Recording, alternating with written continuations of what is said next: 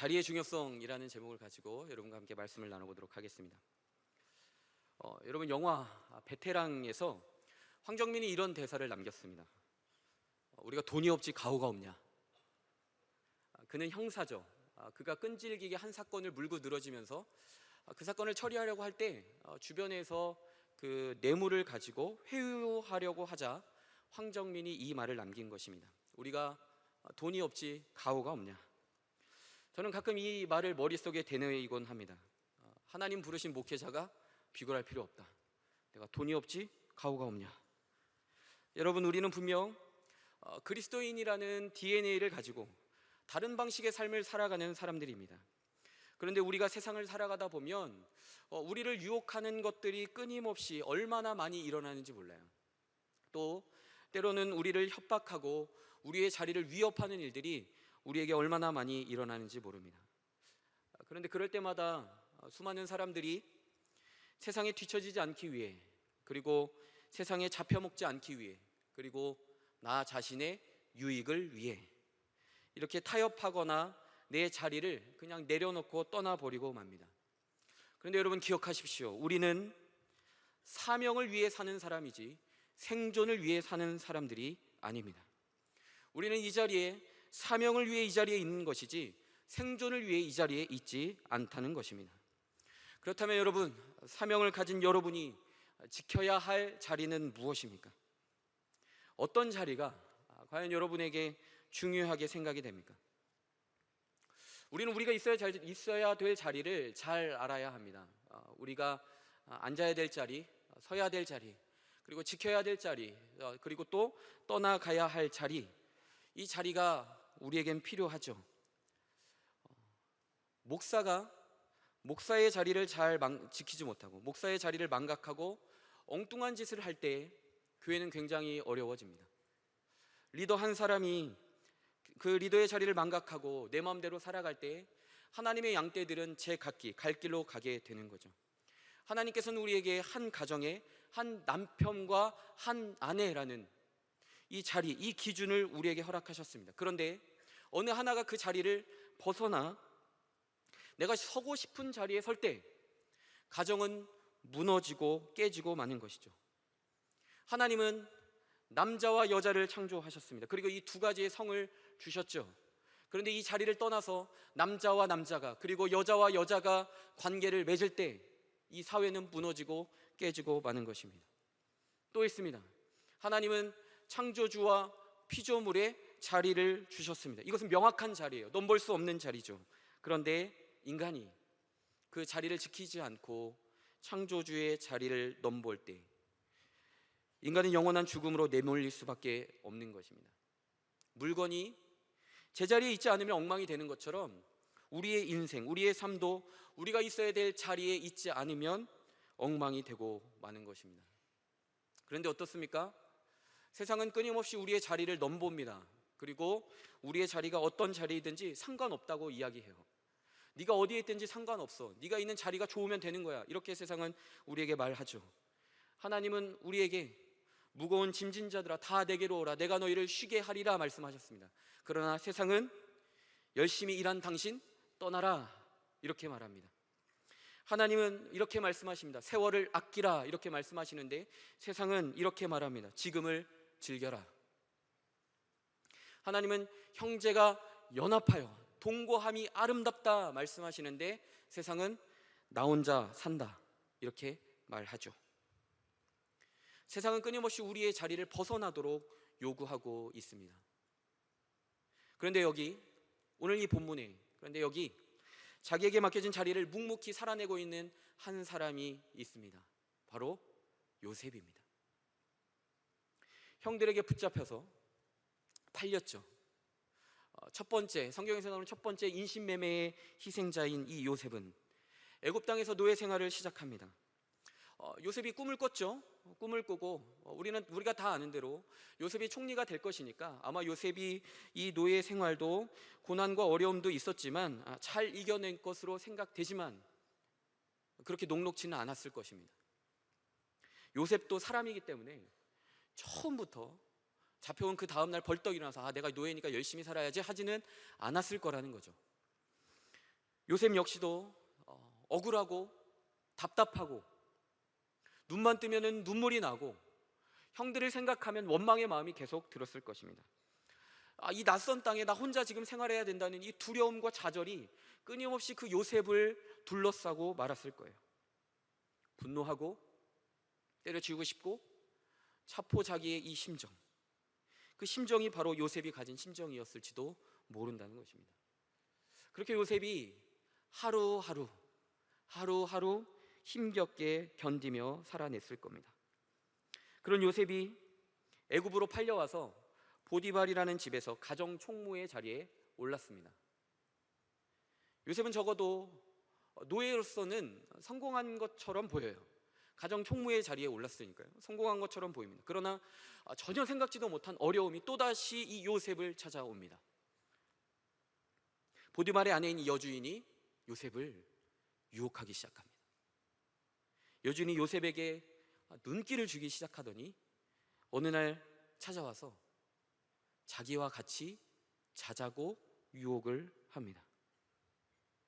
우리가 읽진 않았지만 6절 말씀에 보면 이렇게 말씀하고 있습니다. 요셉은 용모가 빼어나고 아름다웠더라. 요셉은 용모가 빼어나고 아름다웠습니다. 그러니까 아마 더 눈에 띄었던 것 같아요.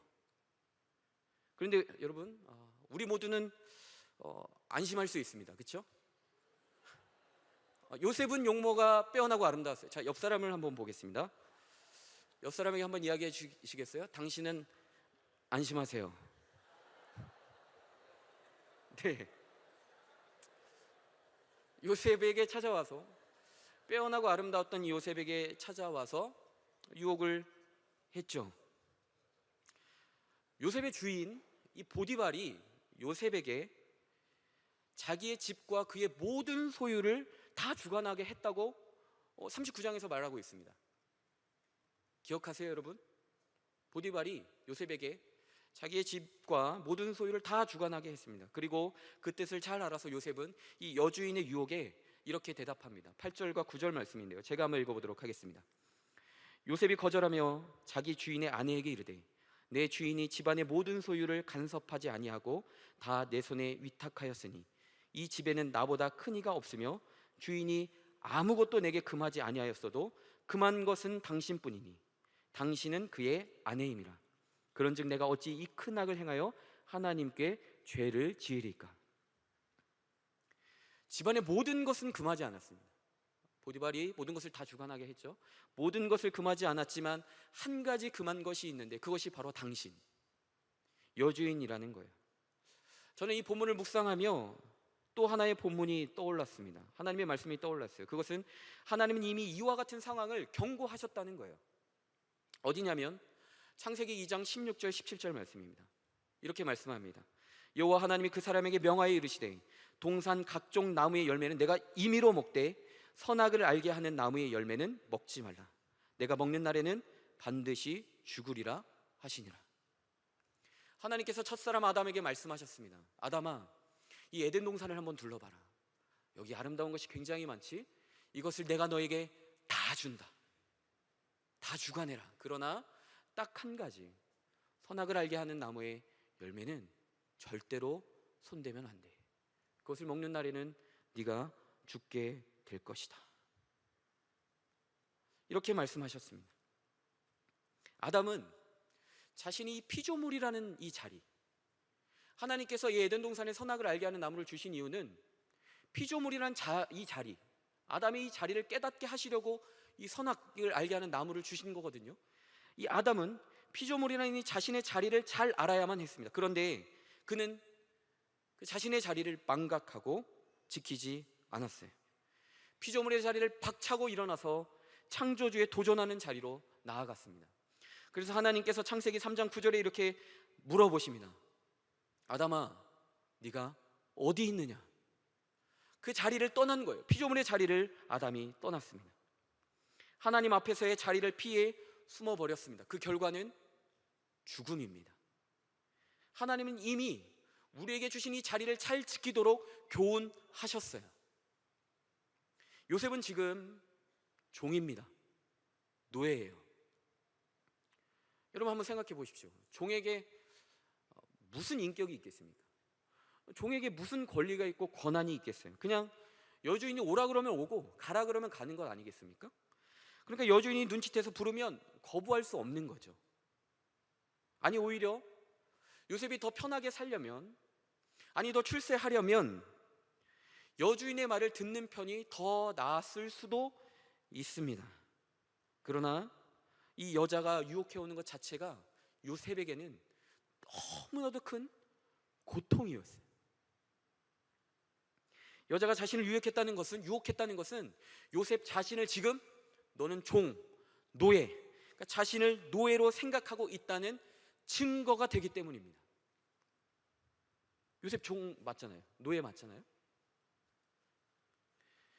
이 요셉을 존귀한 존재로 생각하고 여겼다면 이런 식으로 유혹할 수는 없는 거죠. 그런데 이 요셉이 이 여주인의 유혹을 자신으로부터 지킬 수 있었던 가장 중요한 이유는 무엇이었을까요? 어떻게 이 요셉이 그것을 그냥 자포자기 심정으로 받아들이지 않고 그 유혹에서 자신을 지킬 수가 있었을까요? 그 해답이 바로 우리가 읽은 9절 말씀의 하반절에 있습니다. 우리가 읽은 9절 하반절에 제가 읽어보겠습니다. 내가 어찌 이 큰 악을 행하여 하나님께 죄를 지으리까? 요셉은 자신의 정체성을 분명히 알고 있었습니다. 내가 어찌 하나님께 죄를 범하겠나이까? 아담은 피조물이라는 자신의 자리를 뛰어넘어 창조주 하나님께 도전하는 자리로 나아갔지만 요셉은 자신의 자리를 잘 알고 있었어요. 그 자리는 종의 자리가 아니라 그 자리는 어떤 자리냐면 바로 하나님의 거룩한 백성, 하나님의 자녀, 하나님이 부르신 사명자라는 그 정체성의 자리, 그 자리를 요셉은 잊지 않았습니다. 그러니까 요셉이 이 여자의 유혹에 넘어가지 않을 수 있었던 것은 자신의 몸은 지금 노예지만 자신의 마음만큼은 노예가 되지 않았기 때문입니다. 하나님 자녀로서의 정체성이 있었기 때문에 자신을 스스로를 노예로 만들거나 자신 스스로를 주인으로 만들지가 않았던 거예요. 유혹을 받을 때도 요셉은 종이나 노예가 아니라 바로 하나님의 자녀, 그 하나님의 자녀를 잘 지키고 있었습니다. 몸은 비록 노예가 되었을지 몰라도 나는 노예가 아니다, 나는 사랑받는 하나님의 자녀다 라는 이 존귀함을 지키고 있었기 때문에 여자의 유혹을 이길 수가 있었던 것입니다. 여러분, 바로 이것이 우리의 정체성이고 우리의 자리인 것입니다. 우리에게 하나님의 자녀로서의 정체성이 있습니다. 베드로전서 2장 9절 말씀에 이렇게 말씀합니다. 너희는 택하신 족속이요 왕같은 제사장이요 거룩한 나라요 그의 소유된 백성이니. 여러분 기억하십시오. 우리는 하나님의 자녀이고 거룩한 백성인 줄 믿습니다. 때문에 세상 앞에 비굴하지 않아도 됩니다. 이 정체성이 있을 때 우리의 삶이 흔들리지 않을 수가 있는 것입니다. 그런데 요즘 만나는 수많은 청년들을 보면 이 근본이 되는 이 자리가 흔들리는 청년들이 너무나도 많아요. 예수 믿기는 하지만 예수 믿어도 똑같이 좌절하고, 예수 믿어도 똑같이 세상에 휩쓸리고, 예수 믿어도 똑같이 포기하고 맙니다. 그러나 다시 한번 여러분 기억하십시오. 우리는 어떤 사람입니까? 하나님의 백성이요, 하나님께서 나의 아버지가 되어 주십니다.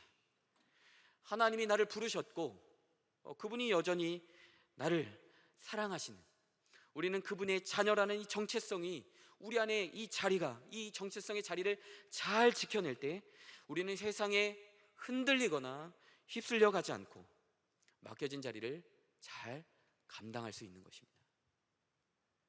바라건대 이 하나님 자녀라는 이 정체성으로 세상에 휩쓸려 가지 않고 맡겨진 자리를 잘 지켜내는 저와 여러분 되기를 바랍니다.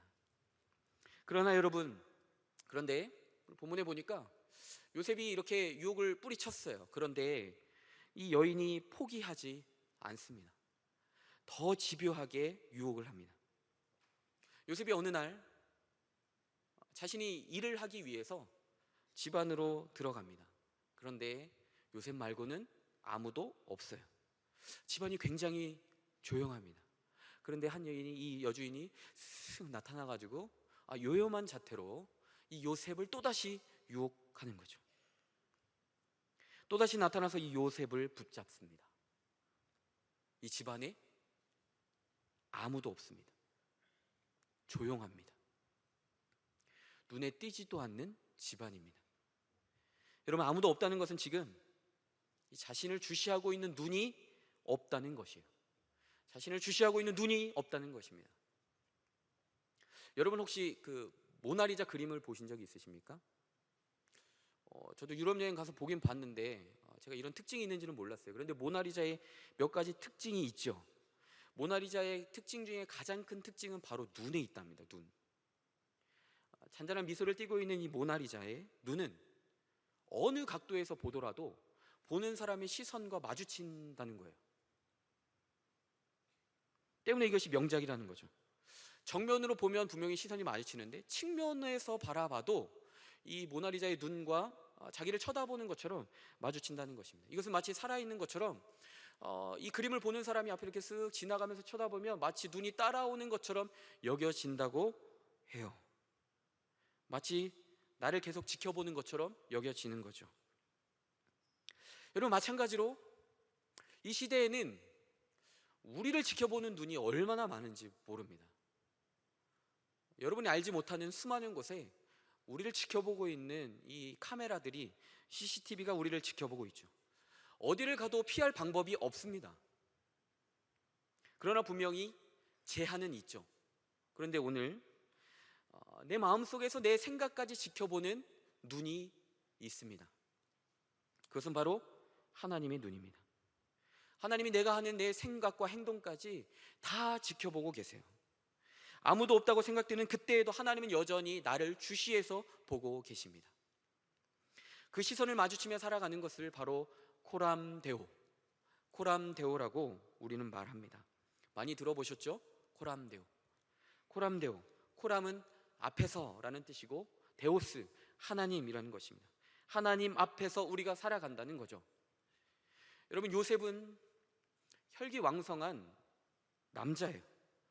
정욕이 있는 사람입니다.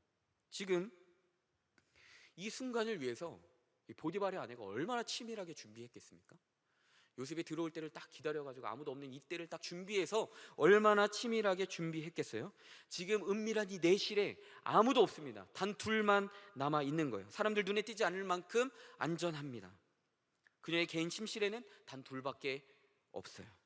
그러나 사람들 눈에 보이지 않아도 이 유혹을 받을 때에도 요셉은 여전히 하나님 앞에 있었습니다.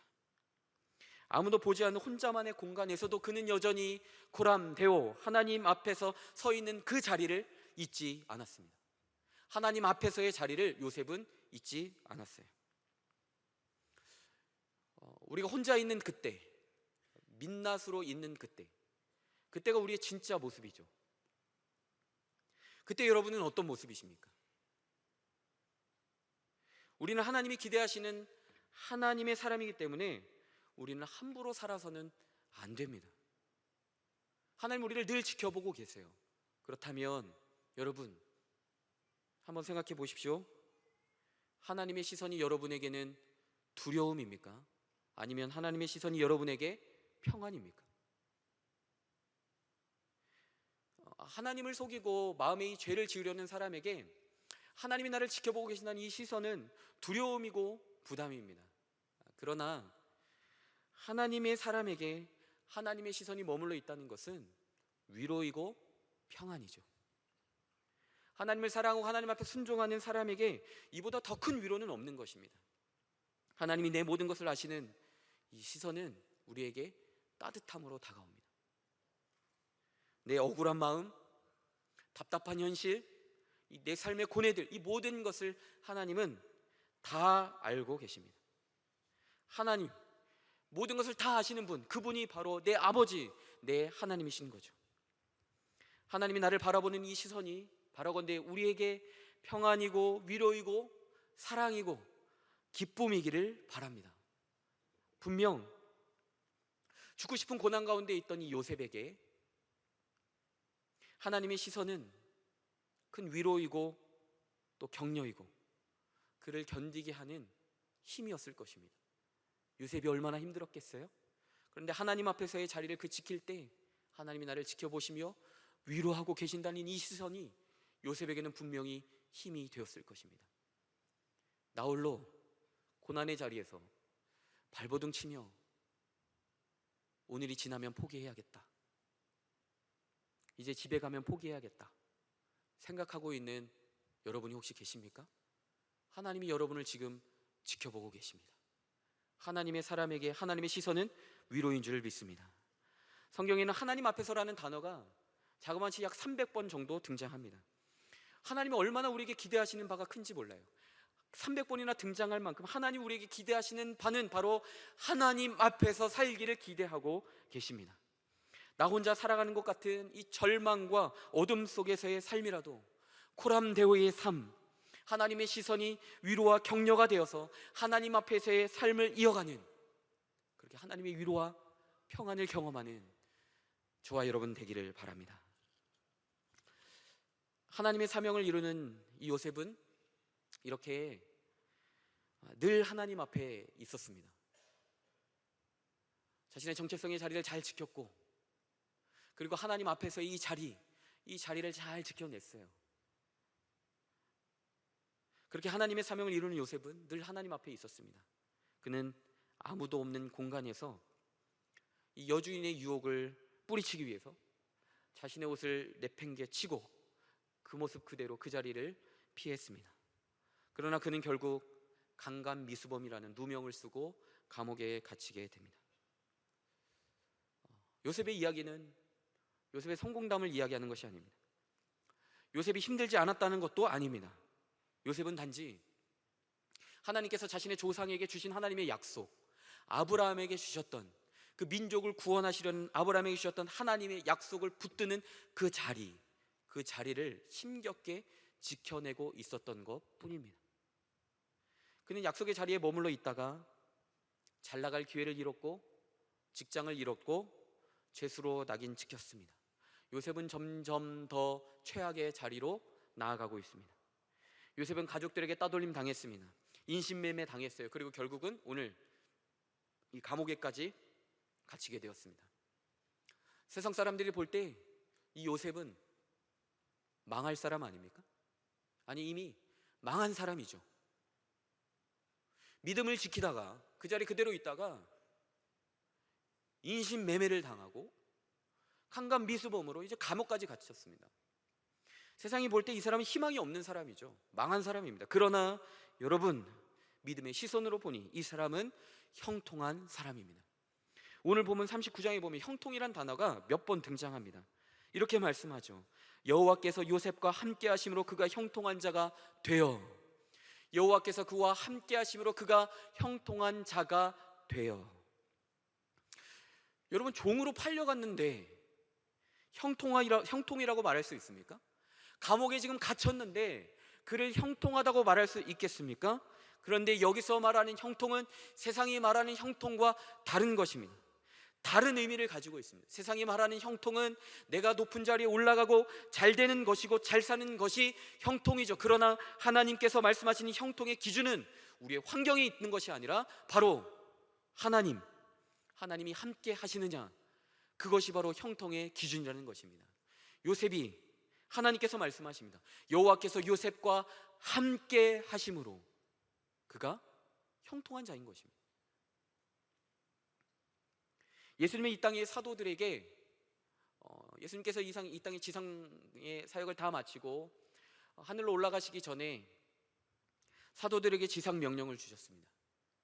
그러므로 너희는 가서 모든 민족으로 제자를 삼아 아버지와 아들과 성령의 이름으로 세례를 베풀고 내가 너에게 분부한 모든 것을 가르쳐 지키게 하라. 그리고 그 뒤에 볼지어다 내가 세상 끝날까지 너희와 항상 함께 있으리라. 주님의 약속은 변함이 없습니다. 하나님의 사람을 하나님께서 보내실 때 절대로 그냥 보내시는 일이 없다는 거예요. 예수님께서 지상 명령, 예수님께서 떠나가시는 것 같지만 지상 명령을 주신 그 다음 제자들과 함께 하겠다 약속하셨습니다. 복음 전파의 사명을 주시고 내가 너희와 함께 하겠다는 이 약속을 주님은 신실하게 지켜가고 계십니다. 주님은 이들을 붙잡고 계셨기에 복음이 흘러갈 수 있었던 거죠. 때문에 이들은, 제자들이 얼마나 많은 핍박을 경험했습니까?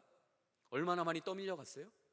핍박당하고 핍박당하고 핍박당하고, 떠밀려가고 떠밀려가고 떠밀려가고, 생존의 자리는 끊임없이 떠밀려 갔지만 그들은 주님과 함께하는 형통한 자였다는 것입니다. 여러분, 환경은 어렵지만 하나님이 함께 하시는 형통함을 지닌 이 요셉을 하나님은 지금 다듬어 가고 계십니다. 하나님의 섭리는 시간 가운데 드러나기 때문에 지금 요셉은 자기가 왜 고난 당하는지 알 수 없었을 거예요. 그러나 하나님은 요셉과 동행해 주셨습니다. 하나님과 동행한다는 것이 어떤 것입니까? 하나님과 동행한다는 것은 우리 편에서는 하나님의 말씀을 붙잡는 거예요. 그리고 하나님 편에서는 우리를 포기하지 않으시고 끝까지 우리의 인생을, 삶을 지켜주시고 붙들어 주시며 책임져 주시는 것, 그것이 바로 하나님과의 동행입니다. 요셉의 고난은, 요셉이 끊임없이 당한 이 고난은 하나님과 함께한 고난이었고, 이것은 가나안에 있는 그의 가족과 그리고 모든 애굽 사람들을 구원하기 위한, 하나님께서 구원하시기 위한 과정이었다는 것입니다. 하나님은 결국 이 요셉의 고난을 통해 온 가족과 애굽의 모든 사람들을 구원할 계획을 하나하나 이루어 가고 계십니다. 그리고 결국 요셉의 생애가 끝도 없이 고난을 당하며 밀려가는 것 같지만 주님과 함께 함으로, 주님과 함께하는 이 요셉 한 사람 덕분에 온 가정이, 그리고 애굽의 모든 사람이 복을 누리게 된 것입니다. 여러분, 요셉이 이 여주인의 이 유혹에 그냥 순응하고 말았다면 이렇게까지 고난당하지 않았을 수도 있습니다. 그러나 그가 약속의 자리, 하나님 자녀로서의 자리, 하나님 앞에서의 이 자리를 지켰기 때문에 그를 통해 이스라엘의 구원을 얻었고 우리에게도 그 구원이 전파가 된 것입니다. 하나님과 함께 형통했기 때문입니다. 여러분, 꽃은 뿌리를 내리고 있을 때 가장 아름답습니다. 땅에서 뿌리가 뽑힌 이 꽃은 그 잠깐은 아름답진 몰라도 그 꽃이 아무리 아름다워도 곧 시들고 마는 것입니다. 마찬가지로 죄인된 인간에게 주님과 분리된 삶은 죽음이고 주님과 동행하는 삶이 형통인 줄 믿습니다. 하나님의 사람에게 가장 중요한 복은 하나님께 뿌리를 내리고 있는 거죠. 하나님을 붙잡고 있는 것입니다. 하나님과 동행하는 건, 이것이 가장 큰 복인 줄 믿습니다. 여러분, 여러분의 삶을 세상의 방법으로 계산하지 마시기를 바랍니다. 하나님의 계산법은 세상과는 다른 것이에요. 요셉이 편안하게, 오늘 그냥 편안하게 살기 위해 그 유혹에 타협하고 가정 총무직을 그냥 누리고 살았다면 그가 만나야 할 가족도 민족도 없는 것입니다. 여러분이 지금 보잘것없어 보여도, 고난 중에 있어도 하나님은 여러분을 포기하지 않으시는 줄 믿습니다. 그리고 우리를 통해 요셉처럼 또 다른 사람을 일으키고 살리실 하나님의 계획을 우리가 갖고 있고 우리 안에 하나님께서 이루어 가시는 줄 믿습니다. 빌립보서 1장 6절 말씀에 이렇게 말씀합니다. 너희 안에서 착한 일을 시작하신 이가 그리스도 예수의 날까지 이루실 줄을 우리는 확신하노라. 비록 우리는 고난 가운데 있지만 하나님은 하나님의 사람을 포기하지 않으시고 끝까지 함께 하시기, 반드시 우리를 통해 하나님의 구원의 역사를 이뤄가실 줄 믿습니다. 내 삶을 통해 이뤄가실 일을 기대하며 하나님과 동행하는 저와 여러분 되기를 바랍니다. 이제 말씀을 정리하겠습니다. 여러분, 자리가 중요합니다. 생존의 자리가 아니라 우리의 사명의 자리가 중요합니다. 세상은 끊임없이 우리의 자리를 위협하며 벗어나라고 말합니다. 그러나 그 자리를 벗어나서는 결코 온전함을 이룰 수가 없는 것이죠. 우리에게 주신 이 자리, 하나님 자녀로서의 이 정체성의 이 자리, 그리고 하나님 앞에 내가 살아가고 있다는 이 자리, 하나님과 동행하는 이 자리를 잘 지켜내므로 이 땅에서 빛과 소금의 역할을 감당하는 저와 여러분 되기를 바랍니다. 그리고 하나님이 고난 가운데 있는 여러분을 지켜보고 계십니다. 하나님의 시선이 두려움이 아니라 평안이기를 원합니다. 홀로 눈물 지으며 고통 가운데 있는 여러분을 바라보시며 하나님의 시선은 위로이고 평안인 줄 믿습니다. 바라건대 세상 앞에 비굴하게 굴복하지 않고 주님 앞에 당당하게 세워져서 하나님이 나를 지켜보신다는 이 따뜻한 이 시선을 가지고 이 정체성의 자리, 하나님 앞에서의 자리, 주님과 동행하는 이 자리를 잘 지켜 우리의 맡겨진 우리의 사명을 잘 감당해내는 저와 여러분 되기를 바랍니다. 아멘.